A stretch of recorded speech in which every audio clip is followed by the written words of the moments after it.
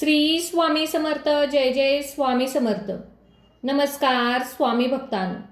आज आपण जाणून घेणार आहोत 2026 मध्ये धोंड्याचा महिना म्हणजेच अधिक मास, पुरुषोत्तम मास आला आहे.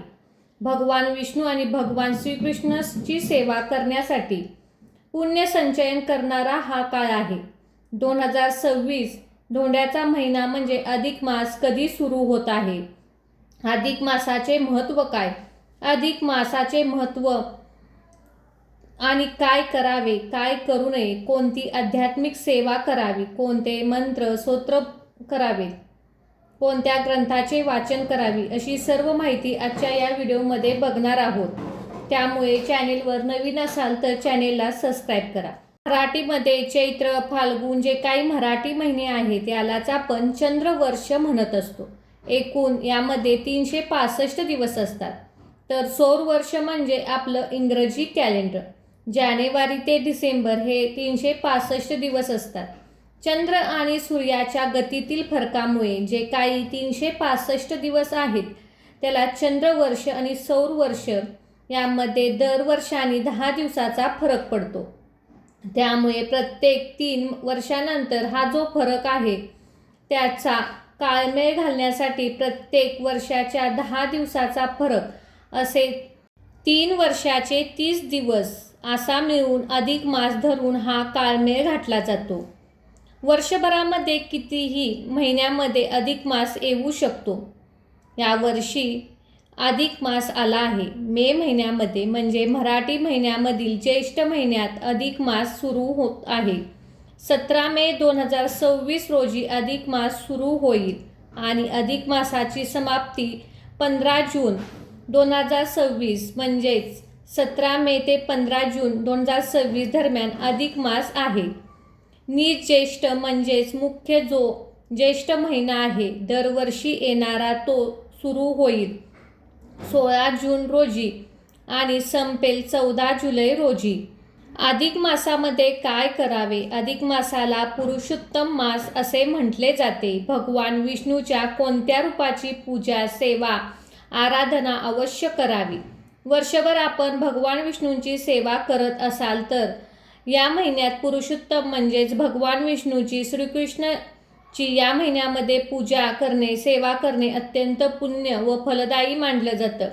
भगवान विष्णूच्या सेवेसोबत आपल्या कुलदेवीची सेवा करावी, ओटी भरावी. बरेच जण अधिक मासामध्ये उपवास करतात. ज्यांना शक्य असेल त्यांनी उपवास अवश्य करावा.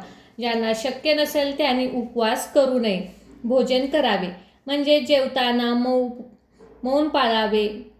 अशा पद्धतीने देखील तुम्ही उपवास करू शकता, ज्यामुळे पापशयन होते. अधिक मासामध्ये गंगा स्नान केल्याने पापापासून मुक्ती मिळते व पुण्य मिळते. अधिक मासामध्ये पुरुषोत्तम मासामध्ये दानाला अतिशय महत्त्व आहे. त्यामध्ये दीपदान अवश्य करावे. आपल्या जवळपास कोठेही मंदिर असेल, केंद्र असेल त्या ठिकाणी जाऊन तुम्ही दीपदान करा. संपूर्ण महिनाभर आपल्या घरामध्ये अखंड दीप प्रज्वलित करू शकता. हा दिवा विझणार नाही याची काळजी घ्या आणि चुकून जर दिवा विझला तर भगवान विष्णूंची क्षमा मागून दिव्याला पुन्हा प्रज्वलित करा. अधिक महिन्यामध्ये एखादे सुवासिन घरी बोलवावी, कुलदेवीची समजून तिची ओटी भरावी, तिची पूजा करावी. असे केल्याने पापापासून मुक्ती मिळते आणि आपले सौभाग्य वृद्धी होते. अधिक महिन्यामध्ये रोज गोघास द्यावा. गाईला घास दिल्याने, गाईचे पूजन केल्याने या महिन्यात पुण्यप्राप्ती होते. एकवेळी गाईचे पूजन अवश्य करा. गाईला घास द्या. नवीन देवीची मूर्ती असेल तर, देवीचे टाक असेल तर त्याची प्रतिस्थापना अधिक महिन्यात करणे अत्यंत शुभ मानले जाते. विवाहित मुली आपल्या आईची, सासूची ओटी अधिक महिन्यामध्ये भरतात, तेही शुभ मानले जातं. इतर वेळेला आपण आपल्या आईला, सासूची ओटी भरत नाही, मात्र अधिक महिन्यामध्ये अशी ओटी भरणे शुभ मानले जाते. महिलांच्या बाबतीत अधिक मास हा जोडवी बदलण्याचा मुहूर्त मानला जातो. ज्यांना जोडवी बदलायची असतील त्यांनी अधिक महिन्यामध्ये अवश्य जोडवी करावी. सर्वात महत्त्वाचे म्हणजे धोंड्याचं वाण जावयाला या महिन्यामध्ये दिले जाते. हा अत्यंत महत्त्वाचा संस्कार आहे. भगवान विष्णूच्या नारायण रूप समजून जावयाला आपल्या घरी आमंत्रित करून त्याचे पूजन केले जाते. सासू सासरे त्यांची पूजा करतात आणि यथोचित सन्मान करून चांदीचं निरंजन, चांदीचं ताट, ताम्हण सोबत 33 दिवसांचा हा मास आहे म्हणून 33 अनारसे किंवा 33 सुपाऱ्या, खारका किंवा फळे अशा पद्धतीने वाण म्हणून देऊन त्यांचा सन्मान केला जातो. आपल्या जावयाला घरी आमंत्रित करून त्याची पूजन करून त्यांना मान द्यावा आणि सोबत धोंडा नावाचा जो पदार्थ असतो तो देखील त्यांना खाऊ घालावा. असे केल्याने प्रत्यक्ष नारायणाला आपण नैवेद्य दाखवल्याचे पुण्य प्राप्त होते. आपण कोणत्याही तिथीला, अधिक मासात कुठल्याही तिथीला जावयाला घरी आमंत्रित करून अशा पद्धतीने धोंड्याचे वाण देऊ शकता. तर पहा, अधिक मासामध्ये काय करू नये. अधिक मासामध्ये कुठल्याही प्रकारचे मंगल कार्य, वस्तू खरेदी, वास्तुशांती, लग्न, मुंज इत्यादी कार्य करू नका. तसेच नवीन व्यवसायाला आपल्याला सुरुवात करायची असेल, वाहन खरेदी करायची असेल, गृहप्रवेश करायचा असेल, वस्तू खरेदी करायची असेल तर अधिक मासात या सर्व गोष्टी आपण टाळाव्यात. या महिन्यामध्ये कोणत्या आध्यात्मिक सेवा कराव्यात. अधिक मास हा 3 वर्षातून एकदा येणारा महिना असतो म्हणून या महिन्यामध्ये मलमास टाळावे. या महिन्यामध्ये पुण्यसंचयन आपल्याला करून घ्यायचे आहे. भगवान विष्णूंची जास्तीत जास्त सेवा करायची आहे.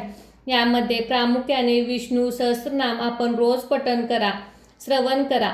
अधिक मास महात्म्य व पोथीचे पठण करा, श्रवण करा.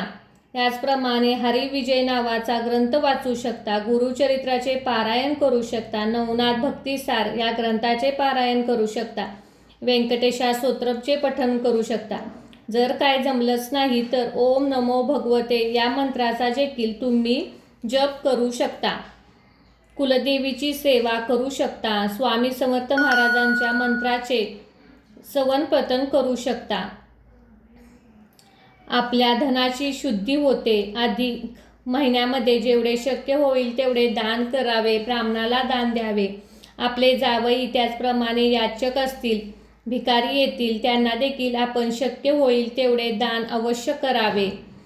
श्रीकृष्णाने अधिक महिना सांगितले आहे की पुरुषोत्तम महिन्यामध्ये मनोभावे तीर्थस्नान केले, जप केले, दान केल्याने, नामस्मरण केल्याने पुरुषोत्तमाची कृपा सदैव राहील व सर्वांच्या मनोकामना पूर्ण होतील, सर्व इच्छा पूर्ण होतील, त्यांच्या जन्माचे सार्थक होईल. त्यामुळे आपल्याला जेवढे जमेल तेवढे पुण्य संचयन या अधिक महिन्यामध्ये करावा.